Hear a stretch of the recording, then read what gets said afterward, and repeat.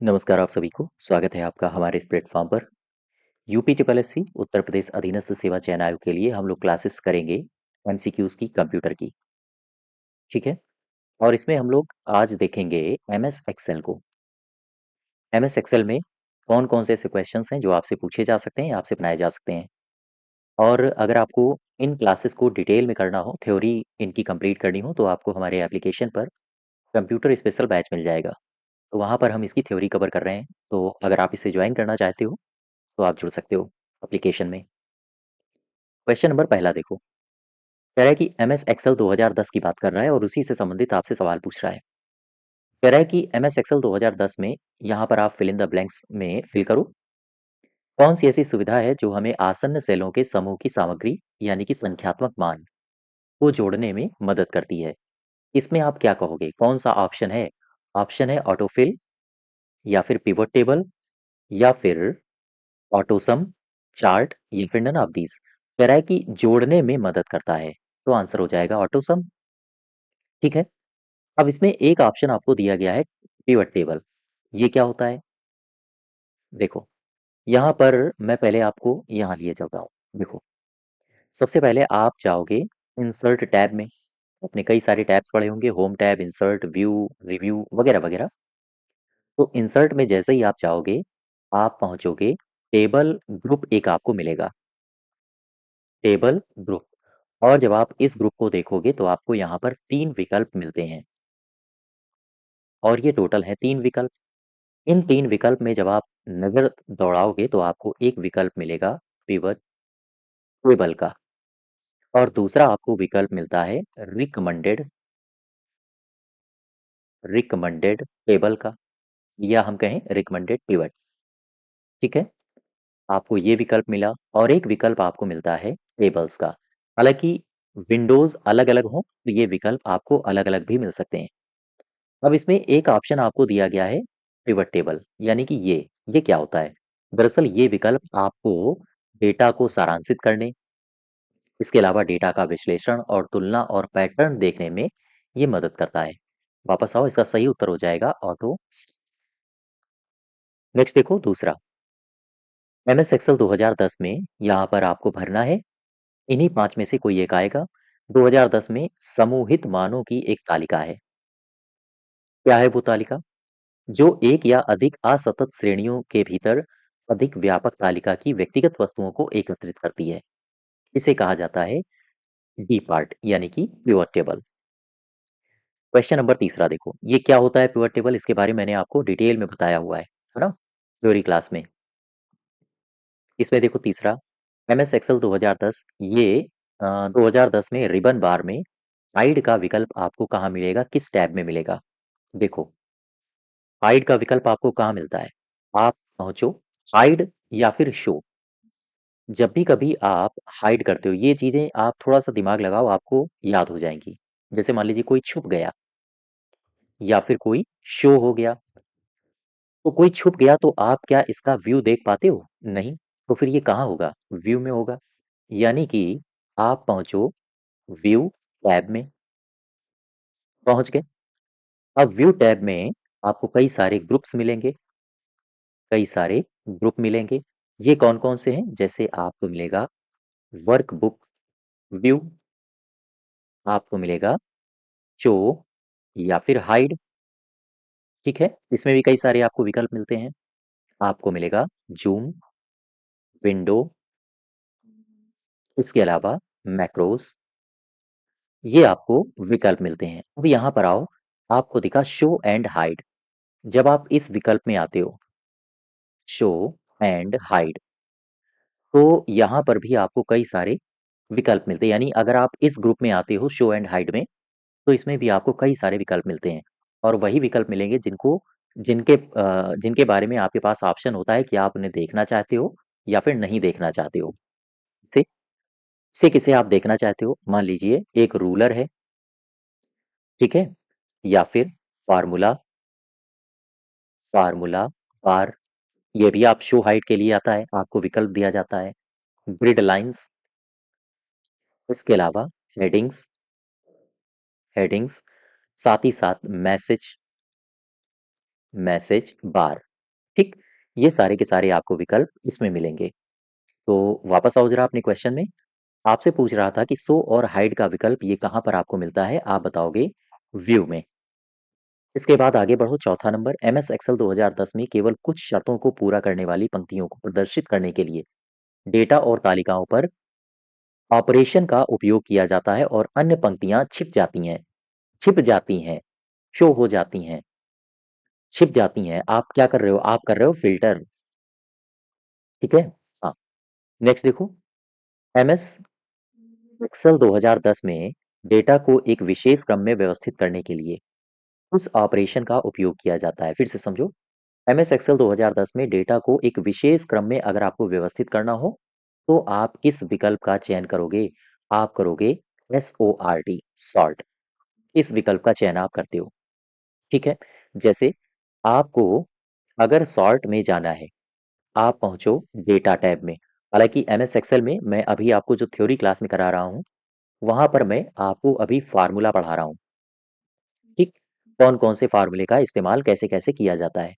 और यहाँ से आपसे सवाल पूछे भी जाते हैं, जैसे आपसे पूछ लिया गया कि भाई मुझे बताओ ROUND इक्वल राउंड, मैंने कहा 532.384, कॉमा मैं क्या लिख दूं? मैं लिख देता हूं 2। इसका मुझे उत्तर बताओ। इस प्रकार के सवाल आपने देखे होंगे कि आपसे पूछे जाते हैं, है ना? जैसे मैंने लिखा इक्वल मिड, और मैंने यहाँ पर लिखा एडी क्लासेस, एडी क्लासेस, कॉमा लगाया। मैंने कहा कि 2, 2, इसका मुझे उत्तर बता दो। तो इस तरह से सवाल आपसे पूछे जाते हैं। हाँ, तो अभी मैं आपको फार्मूला पढ़ा रहा हूँ और इसके बाद फिर मैं आपसे चर्चा करूंगा जो आगे आने वाले टैब्स होंगे, जैसे डेटा टैब। और डेटा टैब में मैं आपको बताऊंगा कि इसमें भी कई सारे ग्रुप हैं। जैसे डेटा टैब में आपको मिलेगा gate external data, external data, इसका इस्तेमाल कहाँ पर होता है? आपको मिलेगा कनेक्शंस, ठीक है? आपको मिलेगा सॉर्ट एंड फिल्टर। तो जब आप यहाँ पर सॉर्ट एंड फिल्टर पढ़ोगे तो ये जो मैं क्वेश्चन करा रहा हूँ इसको और भली भांति यहाँ पर समझ पाओगे।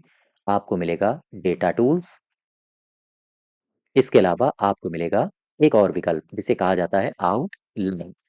तो ये कुछ विकल्प आपको मिलेंगे, इनके बारे में आपको पढ़ना होगा क्योंकि सवाल इस तरह से पूछे जाते हैं। आंसर होगा सॉर्ट। तो अभी भयभीत होने की आवश्यकता नहीं है। अभी सॉर्ट के बारे में, सॉर्ट एंड फिल्टर के बारे में हम आगे पढ़ेंगे फार्मूला के बाद। क्वेश्चन नंबर 6 देखो, कह रहा है कि एमएस एक्सेल 2010 में पहले से मौजूद फाइल को खोलने के लिए इस ऑपरेशन का इस्तेमाल करते हैं। पहले से आपके पास फाइल है, आप उसको अगर ओपन करना चाहते हो तो आप ओपन का इस्तेमाल करो, सिंपल सा। नेक्स्ट देखो, एमएस एक्सेल 2010 रिबन बार में टैब में अनहाइड विकल्प कहाँ पर होता है? हाइड अनहाइड ये कहाँ है? ये है व्यूज में, ठीक है? नेक्स्ट देखो, अच्छा व्यूज की मुझे एक दो तीन बातें बताओ। ये जो रिबन बार है, मैंने इसमें आपको कई सारे टैब्स बताए थे। जैसे होम से शुरू करो, होम बताया। मैंने क्या कहा? इंसर्ट बताया। फिर मैंने कहा पेज लेआउट, बोलो भाई, पेज लेआउट। मैंने आपको फार्मूला बताया। इसके अलावा मैंने आपसे डेटा की चर्चा की। डेटा के अलावा रिव्यू की चर्चा की, व्यू की चर्चा की। तो अभी फार्मूला तक ही मैंने पढ़ा है ना? डेटा, व्यू, रिव्यू, इनके सबके बारे में आगे देखना है। चूंकि एमएस एक्सेल पढ़ रहे हो, एमएस एक्सेल में अभी हम लोग फार्मूला पर हैं।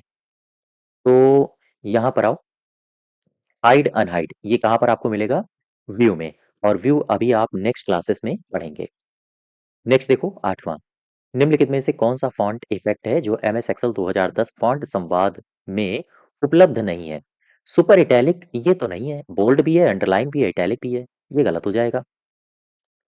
अब इसमें मैं आपको दो तीन बातें बता देता हूँ। अगर आप इंटरेस्टेड हो तो हमारे एप्लीकेशन पर इन क्लासेस से जुड़ सकते हैं, जैसे यूपी स्पेशल और कंप्यूटर यानी सूचना प्रौद्योगिकी, जो आपके यूपी ट्रिपल एससी के सिलेबस हैं उन्हीं के अकॉर्डिंग, ठीक? तो ये क्लास अभी शुरू हुई है, अगर आप चाहें तो इनसे जुड़ सकते हैं। अगर आप दोनों कंबाइंड बैच से नहीं जुड़ना चाहते हैं तो फिर आप कंप्यूटर स्पेशल से जुड़ सकते हैं। इसमें आप कंप्यूटर स्पेशल से अगर जुड़ना चाहते हैं तो आप KD 44, इस कूपन कोड का इस्तेमाल करें और अगर दोनों बैच से कंबाइंड रूप से जुड़ना चाहें, तो आप KD21 कूपन कोड का इस्तेमाल करें, ठीक है? इसके अलावा वीपीओ की अगर आप तैयारी कर रहे हैं, ग्राम पंचायत अधिकारी की, तो वीपीओ के 65 अंक कंप्लीट आपको यहाँ पर मिल जाएँगे। यहाँ पर का मतलब हमारे एप्लीकेशन पर, जिसमें 45 अंक पंचायती राज से हैं और 20 अंक योजनाओं से हैं, इनको कंप्लीट हमने कवर किया है, जो आपके सिलेबस के अकॉर्डिंग है। जैसे ये सिलेबस आपको दिया गया है, ठीक उसी प्रकार से हमने इनको कवर किया है। तो अगर आप वीपीओ के बैच से जुड़ना चाहते हो, तो फिर आप KD40 इस कूपन कोड का इस्तेमाल कर लो। और अधिक जानकारी के लिए आप इस नंबर से व्हाट्सएप कर सकते हैं, पूछ सकते हैं। वीपीओ के लिए अगर आपको मॉक ज्वाइन करना हो, तो आप मॉक भी ज्वाइन कर सकते हो और इसमें 10 मॉक टेस्ट आपको मिलेंगे और इन्हीं 10 मॉक टेस्ट का लगभग 70 प्लस घंटों का रिवीजन कोर्स भी मिलेगा। ठीक। क्वेश्चन नंबर 9 में आओ। कह रहा है कि हेडर और फुटर, ये एमएस एक्सेल जब 2010 में आप जाते हो रिबन बार में, तो कौन सा ऐसा टैब है जहां पर हेडर और फुटर आप पाते हो? डेटा है, इंसर्ट है। देखो, जब भी कभी हेडर फुटर की बात आएगी, आप डॉक्यूमेंट में हेडर फुटर को डालते हो, हेडर को ऊपर, फुटर को नीचे। तो डाल रहे हो का मतलब क्या है? आप इनको इंसर्ट करवाते हो, अर्थात ये हो जाएगा इंसर्ट में। ठीक। अब इसमें आओ जरा। इंसर्ट टैब को जब आप पढ़ोगे, इंसर्ट टैब को जब आप पढ़ते हो, तो इसमें आपको कई सारे विकल्प, कई सारे ग्रुप्स मिलते हैं। जैसे आप टेबल को इंसर्ट करते हो, इलस्ट्रेशन, ठीक है? इसके अलावा चार्ट्स, लिंक्स, लिंक्स के अलावा टेक्स्ट, इनको आप इंसर्ट करते हो। अब आप जब टेक्स्ट को पढ़ोगे, अब आप यहीं पर पढ़ोगे टेक्स्ट बॉक्स के बारे में। ये क्या होता है? आप पढ़ोगे हेडर एंड फुटर के बारे में। हेडर और फुटर किस ग्रुप में है? देखो, इंसर्ट टैब में है वो तो ठीक है। इंसर्ट टैब में भी किस ग्रुप में है? तो आप बताओगे टेक्स्ट ग्रुप में है। आप यहीं पर पढ़ोगे वर्ड आर्ट के बारे में। अगर आपको डिजाइन्ड वर्ड चाहिए, तो आप इसका इस्तेमाल कर सकते हो। साथ ही साथ सिग्नेचर लाइन, इस विकल्प के दर्शन भी आप यहीं पर करते हो। ऑब्जेक्ट्स, इसके दर्शन आपको करना हो तो आप इसी ग्रुप में जाएंगे। और सिंबल, तो ये कुछ विकल्प दिए रहते हैं टेक्स्ट ग्रुप में। ठीक। जिसमें से एक विकल्प है हेडर फुटर। आपसे पूछे किस टैब में है, तो इंसर्ट में। किस ग्रुप में है, तो आप बताओगे टेक्स्ट में। वापस आओ। दरअसल ये ऑप्शन कम या ज्यादा भी हो सकते हैं अलग अलग विंडोज के हिसाब से, ठीक है? एमएस एक्सेल का सही उत्तर हो जाएगा इंसर्ट। 10वां देखो। एमएस एक्सेल 2010 रिबन बार में कौन सी टैब आपको वर्तनी ट्रैक परिवर्तन, पढ़ियों और नोट्स की जांच करने की अनुमति देता है, वर्कशीट और बुक की सुरक्षा करने की अनुमति देता है? ये होता है रिव्यू, फार्मूला, डेटा या फाइल। ये होता है रिव्यू। हम आगे रिव्यू को पढ़ेंगे और जब आप रिव्यू को पढ़ोगे, गौर करना, तो आप यहाँ पर कई सारे ग्रुप्स को पाओगे। जैसे मैंने एमएस वर्ड आपको पढ़ा दिया था, वहां पर आप जाओ। आपको प्रूफिंग मिला था क्या? अगर नहीं मिला था तो मैं एमएस एक्सेल में पढ़ाऊंगा, हालांकि मैंने पढ़ाया हुआ है। इसके अलावा, प्रूफिंग के अलावा आपको मिलेगा यहाँ पर मेंस, साथ ही साथ चेंजेस भी आपको मिलेगा और इंक, ये विकल्प आपको मिलेंगे। जब आप प्रूफिंग को पढ़ोगे ना, अब यहाँ पर और भी कई सारे विकल्प आपको मिलते हैं, जैसे स्पेलिंग और रिसर्च। इसके अलावा आपको मिलेगा थिसॉरस। ये क्या होता है? ये एक विकल्प ऐसा है जो आपको किसी भी शब्द की ग्रामर बताता है। वो वर्ब है, एडजेक्टिव है, उसके पर्यायवाची बताता है। साथ ही साथ ट्रांसलेट भी आपको यहीं पर मिलेगा। तो ये कुछ आपको विकल्प मिलते हैं। वापस आओ। इसका सही उत्तर हो जाएगा रिव्यू। नेक्स्ट देखो 11। एमएस एक्सेल 2010 में पंक्तियों की पहचान निम्नलिखित के द्वारा किससे की जाती है? देखो, यहाँ पर कॉलम, पंक्तियां यानी कि रोज 1 2 3 से की जाती है। 1 2 3। 12 नंबर देखो। कह रहा है कि एमएस एक्सेल 2010 में बटन है एफएक्स। ये कौन सा ऑपरेशन को दर्शाता है? एफएक्स इसको बोलते हैं इंसर्ट, इंसर्ट फंक्शन। देखो, ये मैंने आपको एक फिगर में बताया था कि जब आप एक ऐसा आपको टेबल मिलेगी, ठीक है? यहाँ पर एक छोटा-सा कॉलम है इस तरफ लेफ्ट हैंड और यहाँ पर एक बॉक्स बना हुआ है छोटा-सा, जिसमें इस प्रकार से लिखा हुआ है एफएक्स। अब ये एफएक्स क्या है? ये हो गया इंसर्ट फंक्शन। कोई भी फंक्शन हो आप उसको इंसर्ट कराइए, सम कराना है सेल्स का तो सम फंक्शन आप इंसर्ट कराइए यहाँ पे। ये क्या है? इसे कहते हैं नेम बॉक्स, नेम बॉक्स। तो अगर आपने कोई सेल यहाँ पर एक्टिव कर रखी है, तो वो कौन-सी सेल है, किस कॉलम में है, किस रो में है, वो यहाँ पर आपको दर्शाएगा, ठीक है? तो नेम बॉक्स और इंसर्ट फंक्शन।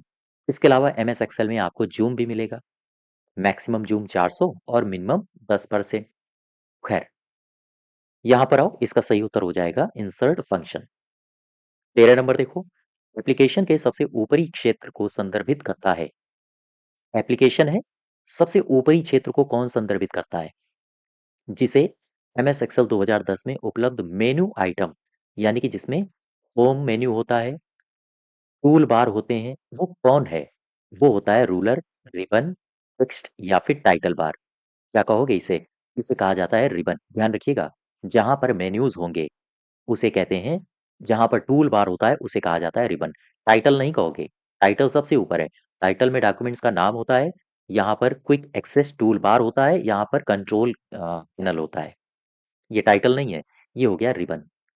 देखो, जैसे मैं आपको यहाँ बताता हूँ, मैं बात कर रहा हूँ टाइटल की, ठीक है? टाइटल बार की। टाइटल बार कहाँ होता है? सबसे ऊपर, ऊपर, इस तरह से।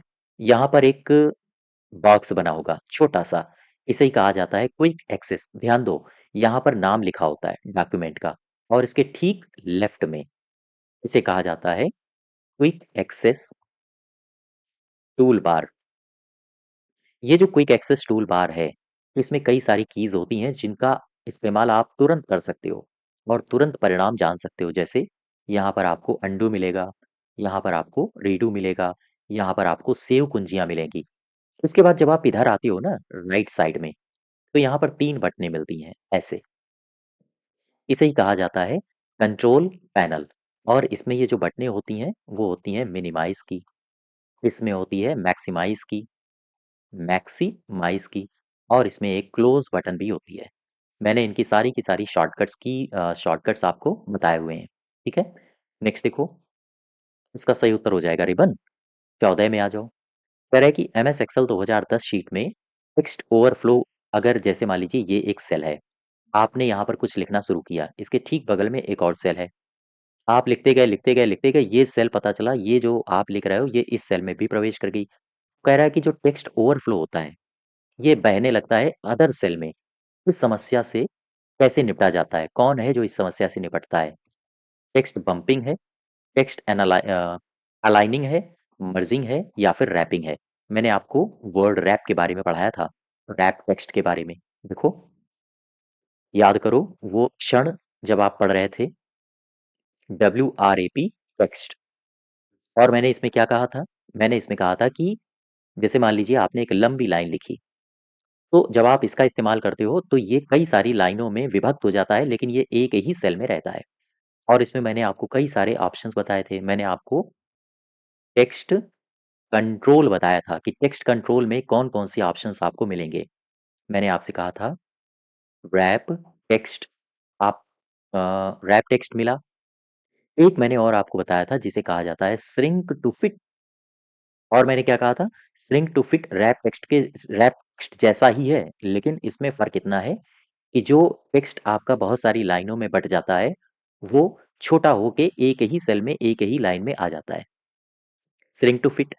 इसके अलावा मैंने तीसरा ऑप्शन बताया था मर्ज एंड सेंटर, ठीक? और ये सारे के सारे हैं कहाँ पे? ये हैं होम टैब में। वापस आओ, सवाल यहाँ से पूछे जाएँगे और पूछे जाते रहे हैं। इसका सही उत्तर हो जाएगा text wrapping. Question number 15 MS Excel 2010 के संबंध में गलत विकल्प का चयन करें। ऊपर इसको बढ़ा लो थोड़ा-सा और इसको पढ़ो। एमएस एक्सेल 2010 में हम F12 का इस्तेमाल करते हैं फाइल को सेव करने के लिए। क्या ये सही है या गलत है? एमएस एक्सेल 2010 में हम इंसर्ट टैब से एक टेबल सम्मिलित कर सकते हैं, क्या ये सही है या गलत है? एमएस एक्सेल 2010 में हम एक सेल में टिप्पणियाँ सम्मिलित कर सकते हैं, सही है या फिर गलत है? एमएस एक्सेल 2010 में एक नई रिक्ति फाइल खोलने के लिए कंट्रोल ओ का इस्तेमाल किया जाता है। क्या ये सही है या फिर गलत है? और ई पार्ट इसमें ऑप्शन है, इनमें से इनमें से कोई नहीं। बताइए इसमें कौन सही होगा? इस क्वेश्चन का उत्तर मैं आपके ऊपर छोड़ता हूँ। मुझे कमेंट बॉक्स में बताओ, ए, बी, सी, डी या फिर ई कौन सा सही है? बताइए। तो आज यहीं तक रखते हैं, और अगर आपको कंप्यूटर स्पेशल बाय से जुड़ना हो तो आप हमारे बैच में एप्लीकेशन में जाके जुड़ सकते हो। धन्यवाद।